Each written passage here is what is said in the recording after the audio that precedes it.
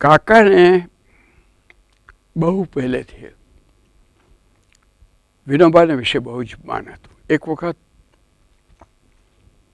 વૈકુંઠભાઈ મહેતા જે કાકાના બાપુ પાસે કાકા ગયા એના કરતાં બહુ પહેલાંના દોસ્ત વૈકુંઠભાઈ મહેતાને બંને જણ એક સાથે એક કોલેજમાં હતા ને ઇન્ટરની પરીક્ષામાં એમનો પહેલો નંબર આવ્યો અને કાકાનો બીજો નંબર આવ્યો. અને વૈકુંઠભાઈએ પિતાશ્રીને જઈને કહ્યું કે તમારી રજા હોય તો એક છોકરો છે એને સ્કોલરશીપ જાય છે, એનો બીજો નંબર છે, ગરીબ છે પણ બહુ સરસ છોકરો છે, મારી સ્કોલરશીપ એને માટે હું જતી કરું, તમારી રજા હોય તો. એમણે લલ્લુભાઈ શ્યામલદાસને કહ્યું કે તમને જો નક્કી કરતા હો તો એમ કરો. મેં પાછળથી જ્યારે લલ્લુભાઈ વિશે વાંચ્યું ત્યારે એમણે પણ એમ જ કરેલું પોતાના જીવનમાં, બીજાને પણ કહ્યું નહીં કે મેં આવું કરેલું, તું કર, તમને ગમતું હોય તો કરો એમ કરી છોકરાની ઉપર સોંપ્યું. એ વૈકુંઠભાઈ ને એ લોકોનો એટલે તો એ વૈકુંઠ કાકા જ એમને કીધું. એટલે બાપુ સાથે હતા ત્યાર પહેલાંની એ લોકોની તો સાથે ભણેલા ત્યારથી એકબીજાની વિશે બહુ જ આવી દોસ્ત. એ ના હોત તો મહાદેવભાઈ ભણી જ ન શક્યા હોત. સ્કોલરશીપ મળી એટલે જ ભણી શક્યા, કારણ કે પિતાશ્રીને કંઈ છેલ્લા પગારમાં 40 રૂપિયા મળતા હતા ને ઠીક ઠીક મોટું પરિવાર હતું ને એવું હતું. પણ એ સેવાગ્રામ આવેલા ત્યારે બંને કે શ્રી ગામ હતું કે સેવાગ્રામ હતું ખબર નહીં, પણ એ મહેમાન આવ્યા હતા એટલે ઘોડાગાડીમાં જતા હતા. એટલે તે કાકા અને વૈકુંઠ કાકા એ પાછળ ને હું આગળ એમ અમે જતા હતા. એમાં વૈકુંઠ કાકાએ પૂછ્યું કે મહાદેવ, આ જવાહરલાલજી ને વારસ કહે છે, એમના પોલિટિકલ વારસ છે, પણ બાપુનો આધ્યાત્મિક વારસ કોણ? એટલે કાકા કહે કે મને કોઈ ઊંઘમાંથી ઉઠાડીને પણ આ પ્રશ્ન પૂછે તો હું કહી શકું કે વિનોબા.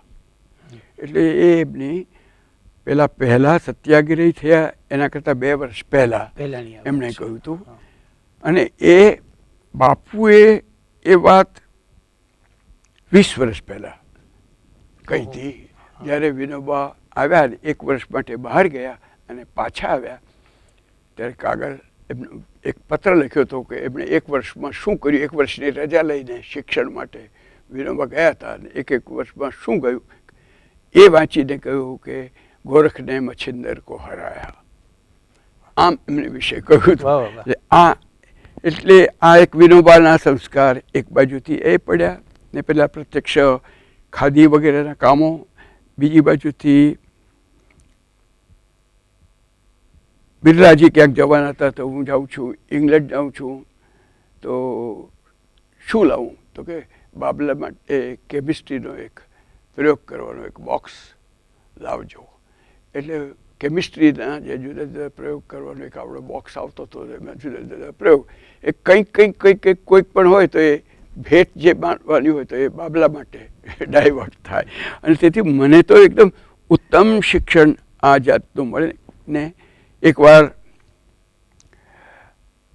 આચાર્ય નરેન્દ્ર દેવ આવેલા, બાપુના તે વખતે તો લગભગ કટ્ટર વિરોધી કહેવાય એવા સમાજવાદીઓ તો તે વખતે માર્ક્સિસ્ટોને સારો એવો વિરોધ કરતા.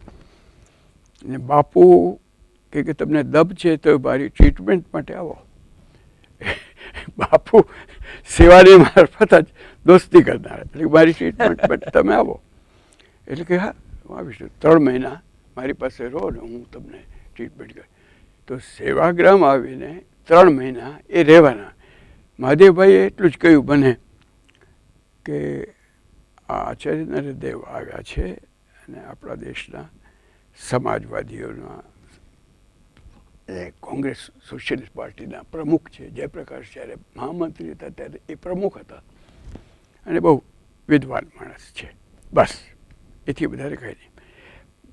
મારે માટે મહાદેવ દેસાઈનો દીકરો એ પાસવર્ડ જેવું, એટલે હું ત્યાં પહોંચી જાઉં એમની પાસે. એટલે કહ્યું કે હું નિશાળ જતો નથી અને અહીંયા જે કોઈ આવે એની પાસે શીખવું. આપની પાસે મારે કંઈક શીખવું છે, મને જો આપ ભણાવો તો. તે વખતે હું હોઈશ 15-16 વર્ષનો, પણ એ વિચાર કરે એ તે વખતે કાશી વિદ્યાપીઠના વાઇસ ચાન્સેલર હતા. આને શું ભણાવું કે એમ કે મેં ક્યાં તુમકો પઢા સકતા હું, તો મેં કહું સમાજવાદ. હવે એની એ ના કહી શકે એમ નહોતા કે હું સમાજવાદ તમને. સમાજવાદના પહેલા લેસન્સ આચાર્ય દેવ પાસે મળ્યા. એટલે આ બધા, એટલે આ તો બધું ભાગ્ય. અને જો કોઈક વાર મને આ પૂર્વજન્મમાં વિશ્વાસ રાખવાનું મન જો થાય છે તો આવા બધા કારણો લીધે, કે નહીં તો આવા પરિવારમાં જન્મ્યો જ શું કામ હોત. એ પરિવારમાં જન્મ્યો તેથી જ આટલી બધી અનુકૂળતાઓ આપોઆપ થતી ગઈ. એટલે આમ થતું.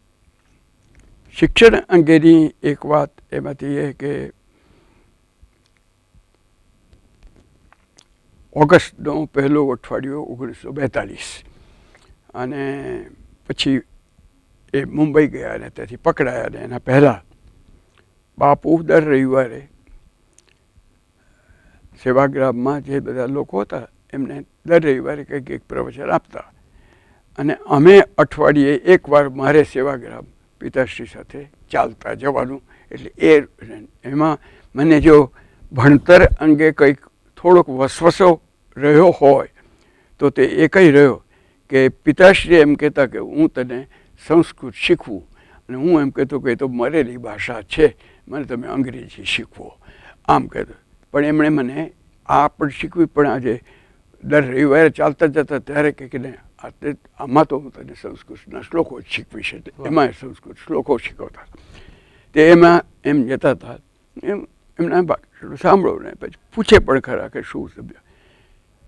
એ ઓગસ્ટનામાં એમ કહ્યું કે આજના ભાષણની નોંધ તારે લેવાની છે. એટલે મેં નોંધ લીધી. પછી કે દેખાડ કે 70% માર્ક તને હું આપું. તો મેં કહું 30% કયા ગયા? એટલે કે મારી ડાયરી જો એમ કરી એમણે જે નોંધ છે એ દેખાડ્યું. મને સમજાઈ ગયું કે મેં શું નથી, એ 30% હતા કે 70% હતા, પણ મને એમાં સમજણ પડી. પણ પછી જોઉં છું કે સુશીલાબેનની ડાયરી આગા ખાન મહેલમાં ગયા પછી એમણે પણ ત્યાં પણ વખાણ કર્યા છે કે બાબલો હવે નોટ સારી લેતો થઈ ગયો છે. એટલે એમણે 70% આપ્યા હતા, મને કંઈ વધારીને આપ્યા હતા એવું નહીં. કારણ કે બિલકુલ જ્યાં હું હતો જ નહીં ત્યાં એમણે એમની વાત કરી કે નહીં હવે નોંધ સારી લે છે. તો મને એમ લાગે છે કે જે બાપુ બોલતા હતા એનો એસેન્સ આખું એનું સમજી લઈને નોંધ કરે છે. ઝડપ નહોતી મહાદેવભાઈ જેવી, એવી તો હોય ને એમના જેવી ઝડપ તો બહુ જ ઓછાની, અને અક્ષર સુંદર અને છતાં ખૂબ સરસ ઝડપ. એ મારું તો બે નહોતું. પણ શું બોલ્યા છે એ સમજી લેતો હતો. ને એને લીધે એ એક આવી નોંધો લેવાનું ને સમજવાનું એ થયું. પછી ખાદી વિદ્યાલય આવ્યું. તે એ વિદ્યાલયમાં પણ મેં રીતસર, એ પણ પાછી જો ફોર્મલ કહી શકતા હોય તો એમાં શિક્ષણ કર્યું. પણ એમાં 3 વર્ષનો આખો એક કોર્સ હોય એ મેં 1.5 વર્ષમાં પૂરો કર્યો. એટલે લગભગ રોજ 6-6.5 કલાક શાળા પર કે કોઈક ને કોઈક પ્રત્યક્ષ કામમાં, ને 4-4.5 કલાક એના થિયરી વગેરે વાંચવામાં. પણ એમ કરીને મેં 1.5 વર્ષમાં એ ખાદી વિદ્યાલયનો જે કોર્સ હતો તો એ આખો કર્યો હતો. પિતાશ્રી તો આગા ખાન મહેલમાં ગયા, અને મને ભણાવી શકે એવા બધા જ લોકો જેલમાં હતા ત્યારે. એટલે મને એ રીતે કોઈક વાર એમ લાગે છે કે એ સારું થયું, કારણ કે બધા નિર્ણયો મારે પોતાને કરવાના થયા, અને તે 18 વર્ષની ઉંમરે. અને શું ભણવું, શું વાંચવું એને અંગેના પણ નિર્ણયો મારે કરવાના થયા. અલબત્ત જેલમાંથી છૂટીને આવ્યા પછી નરહરિભાઈ અને સ્વામી આનંદ આ 2 જણની ખૂબ મદદ મળતી. ને નરહરભાઈ તો પાઠ્યક્રમ બનાવવામાં પણ મદદ કરતા, કયા પુસ્તકો વાંચવા જેવા છે એ પણ કરતા. પણ આ બે જણ પિતાને સ્થાને જ હતા ને ખૂબ, અને બંને પોતપોતાના ક્ષેત્રમાં પાછા બહુ જ ઘણું શીખવી શકે એવા. એટલે અને અમારા તો કુટુંબમાં નરહરિભાઈના બે બાળકો, વનમાળા મોટી અને મોહન નાનો, અને હું એમનાથી નાનો. નાનપણમાં અમને પૂછીએ કે કેટલા ભાઈ બહેન, તો અમે 3 જ કહેતા. અમે 3 એવા, અમે એક કુટુંબના લોકો. ને અમારા 3માં હું માનું છું કે વનમાળા સૌથી વધારે હોશિયાર હતી, અને મારા ને મોહનના વિષયો સાવ જુદા હતા. એને બહુ જ યંત્રશાસ્ત્રમાં અને એમાં રસ હતો ને તોડફોડ કરે ને નવું નવું બનાવે. ને એકવાર તો એક જગ્યાની કોઈની મિલ બંધ હતી ને પડી છે ને એને ચાલુ કરી આપી હતી. કાગળ, હાથ કાગળ કારખાનું એ આખું ચાલુ કરી આપ્યું હતું.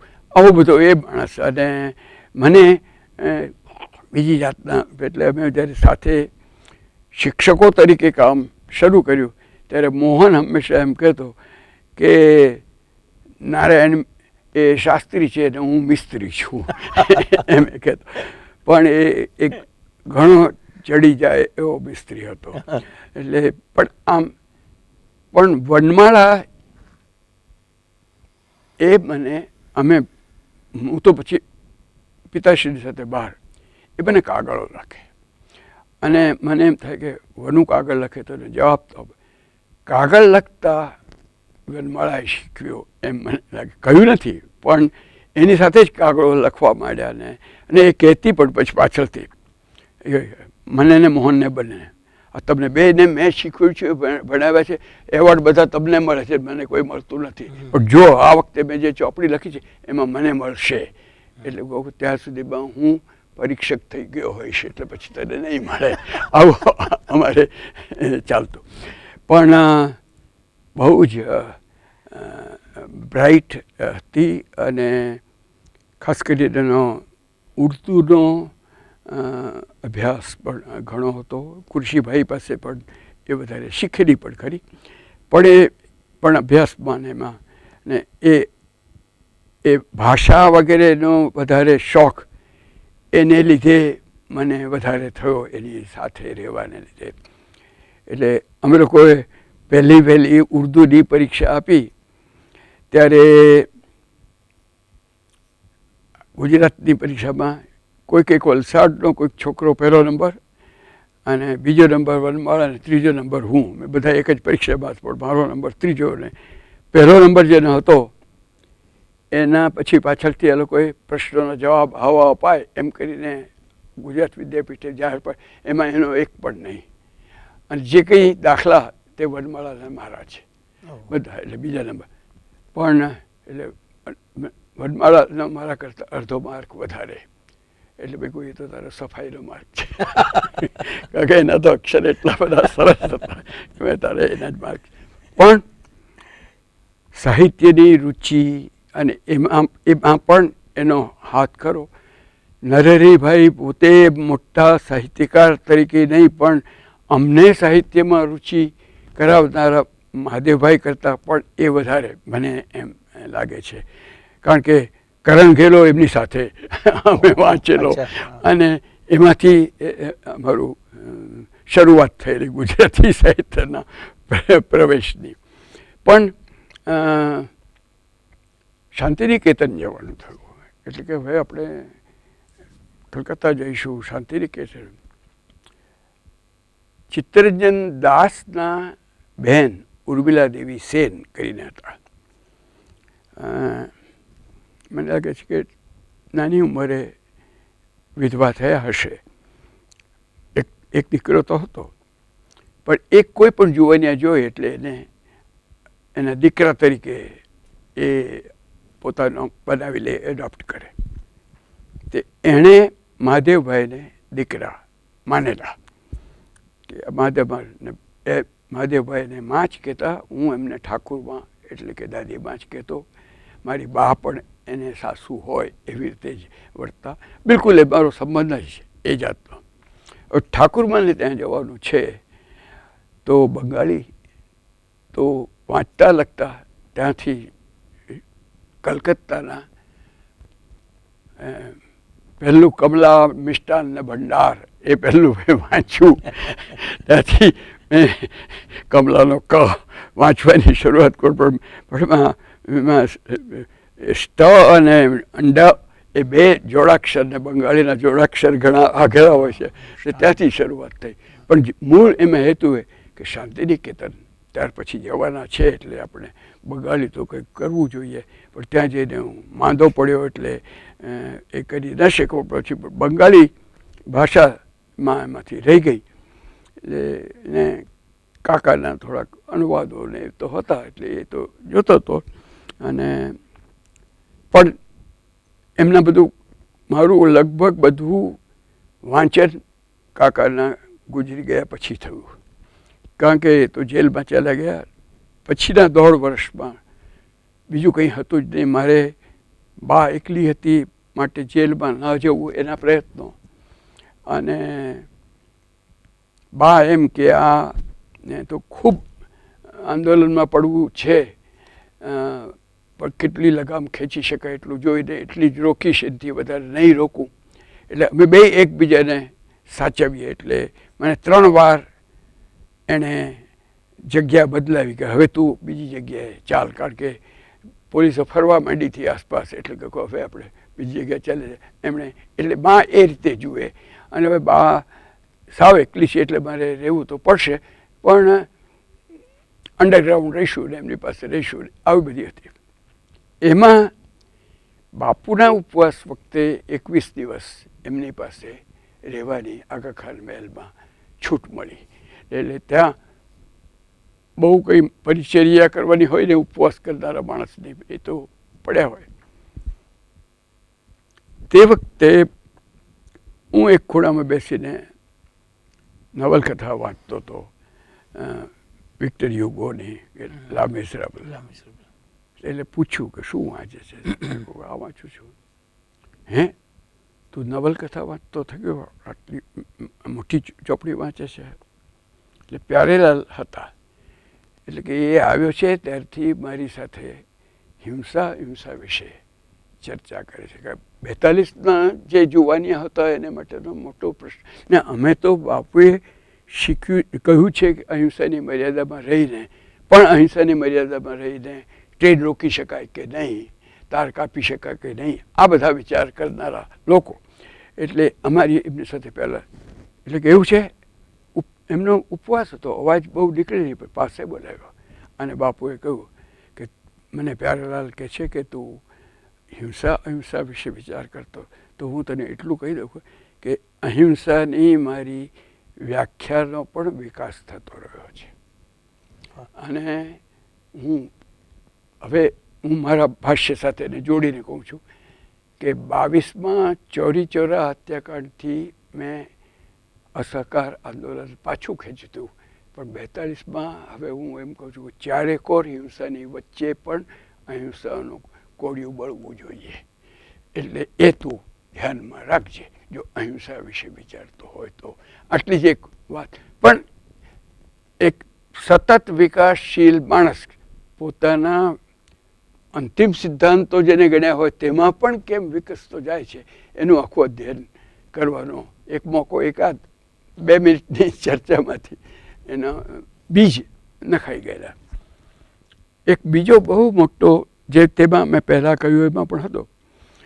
પણ તે બાપુની આસપાસ ઘણા જે વિદ્વાનો એ લોકોની સત્સંગતિ જે મળે એમાં કદાચ સૌથી વધારે મારી પર પ્રભાવ હોય તો તે દાદા ધર્માધિકારીનો. અને એ બાપુની આસપાસ તો શું બાપુના ગયા પછી ઘણું વધારે. પહેલાં તો અમારી હિન્દીની પરીક્ષાના પરીક્ષક વગેરે હતા એટલું. પણ એમના દીકરાઓ અત્યારે જે છે તે એ બધા અમારા દોસ્તારો ને અમારા બધાની એમનું એક ક્લબ હતી ઘનચક્કર સમાજ. એ ઘનચક્કર સમાજમાં એમનું એક દાદાનું ભાષણ લખાવેલું. સબસે બડા ઘનચક્કર તો એટલે ગાંધી એમ સિદ્ધ કરેલું.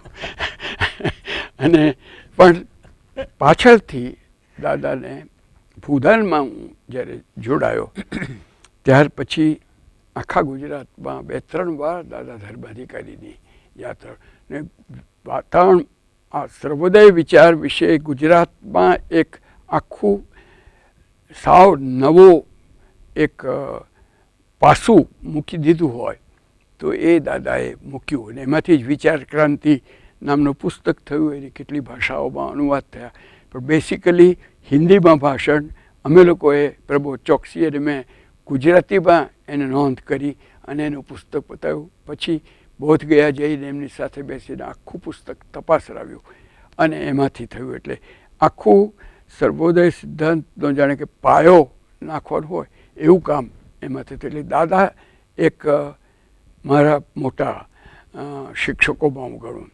ને બીજા જે શિક્ષક છે ને તો કદાચ એકલવ્ય તરીકે જ પૂજા કરી છે એમ કહી શકાય, તે હતા રવિન્દ્રનાથ ટાગોર.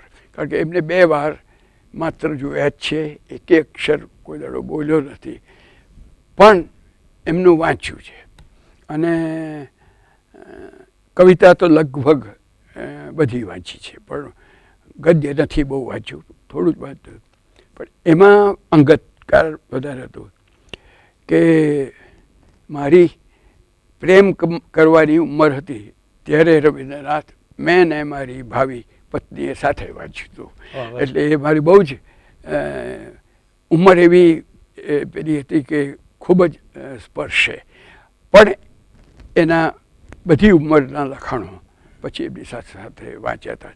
ને એમાં એ મારી શિક્ષિકા હતી, કારણ કે એની મા બંગાળી, એની મા બંગાળી, પિતા ઓડિશાના, એટલે એ ઓરિસ્સાના હતા. પણ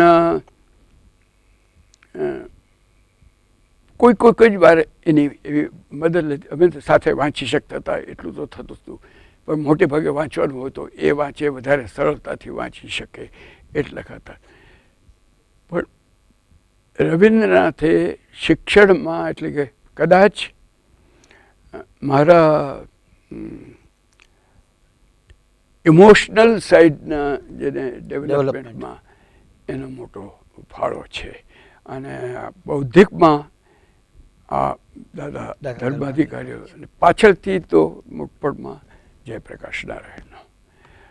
જયપ્રકાશ તો પહેલો પત્ર મેં એમને ભૂદાન માટે બોલાવ્યા કે ગુજરાતમાં પણ હવે આપ આવો. જાણતો હતો કે વિનોબાને આવવાના તો શો થવાના છે, ચાલતા આવ્યા છે, તો અમને લાવીશું તો થશે. તો મેં પહેલો પત્ર પૂજ્ય જયપ્રકાશજીએ કરી કાગળ મારે બનતો એ બનાવી, કારણ કે પ્રભાવતી દેવી આશ્રમના નિવાસી એટલે એ અમારા જીજાજી.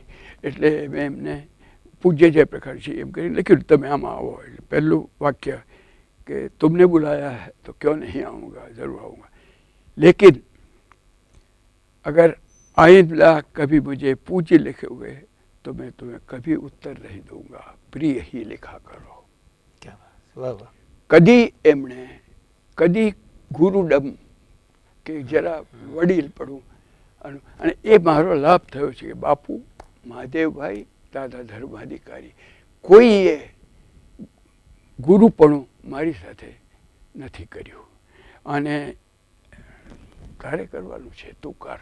મારું માનવું છે શિક્ષણ જ તો થાય કે જો આપણે એને વિદ્યાર્થીને પોતાની જવાબદારી સમજતો કરી શકીએ તો થાય ને. એમાંથી જે કંઈ થયું હશે તે એમાંથી થયું છે.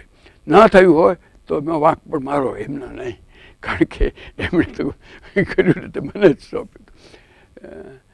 અને ન થયુંમાં મને પેલું તો લાગે જ છે કે હું ઘણું વધારે સંસ્કૃત પિતાશ્રી પાસે કરી શક્યો હોત, કારણ કે એ માત્ર ભર્તૃહરિના શ્લોકો જ શીખવે એવા સંસ્કૃતના વિદ્વાન નહોતા. તો સાહિત્યના પણ બહુ જ શોખીન હતા. જે મને સંસ્કૃત સાહિત્યનો પરિચય બહુ ઓછો. એમના ગયા પછી શાકુંતલ લે તો બધું પછીથી વાંચ્યું ને મેઘદૂતને પણ એ બધું પહેલાં નહીં. પણ પાયો નાખ્યો તો પછી તો સાતવલેકરની ચોપડીઓ વાંચીને વ્યાકરણ શીખીને આવતું કર્યું. પણ છતાં કદાચ ભણનારા માણસો તમારી યુનિવર્સિટીઓમાં તમે જે રીતે ભણાવો છો એવો કોઈ કોર્સમાં હું બેસું તો પાસ થઈ ન શકું, કારણ કે મેં કોઈ કોર્સ પૂરો તો કર્યો જ ન હોય, બધો આમ તેમ જ છે બધું. પછી આ જે ફરવાનું થયું એમાં 12,000 કિલોમીટર ભૂદાન માટે ફરવાનું થયું ગુજરાતમાં. જિંદગી શું એ મને ત્યારે સમજાયું. ત્યાર પહેલાં જિંદગી એટલે આશ્રમ, સાબરમતી, સેવાગ્રામ, એથી બહારના લોક નહીં. જેટલા લોકો હોય સારા જ હોય એમ જ એમાં લાગે ને હોય જ એવી સ્થિતિ હતી. અને કેવી કેવી જાતના લોકો હોઈ શકે, માણસ એક બોલે છે ને બીજી શું અર્થ હોઈ શકે એ પણ બધું સમજાયું. અને જ્યાં બિલકુલ અપેક્ષા ન હોય ત્યાંથી લોકોના હૃદયની ઉદારતાના જે અનુભવ થયા અને માણસાઈના અનુભવ, એણે મને મારી જીવન વિશેની, માણસ વિશેની શ્રદ્ધા જો આપી હોય તો ભૂદાને મને આપી. બાપુએ પણ આપી નહીં એમ કહી શકાય. બાપુ વિશે શ્રદ્ધા હતી, જેમ માધવભાઈને પણ હતી, પણ જીવન વિશેને, માણસ જાત વિશેની શ્રદ્ધા ભૂદાન યજ્ઞએ આપી. કારણ કે હું એક અઠવાડિયું ઉત્તર પ્રદેશમાં વિનોબા ફરતા હતા ત્યારે એમની સાથે બેડછીથી જઈને ગયેલો કામમાં, કે કંઈ ઘેરથી કહીને ગયેલો એક અઠવાડિયું એમની સાથે ફરવાનો છું. ને બીજા લોકો પ્રશ્નો પૂછે ને વિનોબા જવાબ આપે એટલે મને જવાબ મળી જાય, મારે કંઈ પૂછવું ન પડે, એમની સાથે સાથે ફર્યા કરું. મારા એક પ્રશ્નનો જવાબ કોઈ પૂછ્યો નહોતો એટલે જવાબ મળ્યો નહોતો. એટલે છેલ્લે દિવસે મેં કહ્યું મારે એક સવાલ મારા મનમાં છે અને તેનો જવાબ મારે જોઈએ. તો કે હું જોઉં છું કે આપની આંખોમાં મને ઉભરાતી આસ્તિકતા દેખાય છે. જેને જેને મળો છો તમે કહો છો કે તારામાં રહેલા ભગવાનના ને હું પ્રણામ કરું છું. મેં કહું હું કહું, જો કહું તો દમ થાય. અને મને તો એમ લાગે કે આ બ્લેક માર્કેટિયર હશે, કે આણે જમીનનો કબજો કર્યો હશે, એવો જ વિચાર આવે. હું કેવી રીતે ભૂદાનનું કામ કરવાનું મને મન છે, પણ મારે યોગ્યતા શું, મારામાં આવી આસ્તિકતા નથી. એટલે વિનોબાએ કોઈ વાર બહુ લુચ્ચું હસતા તેવું હસ્યા અને હસીને કહે છે, અરે ભગવાન હૈ ये नहीं, उसकी चिंता तुम मत करो, भगवान तुम्हारी चिंता करेगा.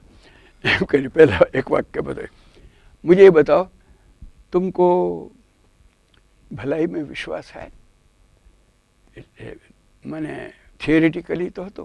એટલે મેં કહું હા, દુર્યોધનમાં પણ કંઈક તો સારા ફથી ને રાવણમાં પણ કંઈક, બસ ઉસી भलाई को हर आदमी में खो जाओ, इतनी आस्तिकता मेरे लिए काफ़ी है. क्या बात है, वाह.